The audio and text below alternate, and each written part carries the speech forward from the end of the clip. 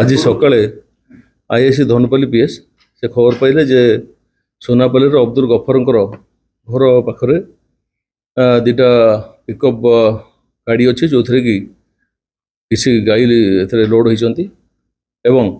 से गाई नहीं घर बरंडार कटा चली ए खबर पाई से धर्मेंद्र भाई आम सब इन्स्पेक्टर और जो टीम को आईएससी पठे आम जो टीम पहुँचला पर से देखिले जे से दुईटांकर पिकअप गाड़ी रे 12 गोटी गाई लोड होती अब्दुल गफरंकर जो बरंडा अच्छी से बरंडार गोटे गाई कटा चलता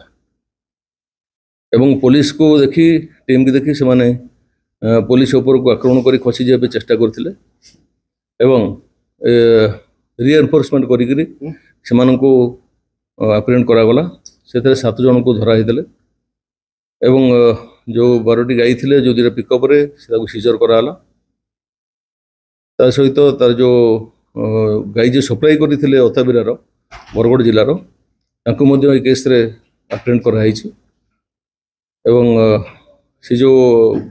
गाई जो कटा होता से आम बीएस एग्जामिनेशन पर डिस्पोजल कराई से जो घरे बेआईन भाव में गाई जो कटा होता सील कराई एसएमसी तरफ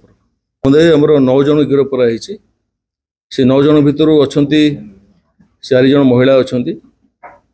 5 जन पुरुष अच्छा गाई अताबिरा एरिया बरगढ़ गाई आसला जी गाई सप्लाई करते गिरफ कराई।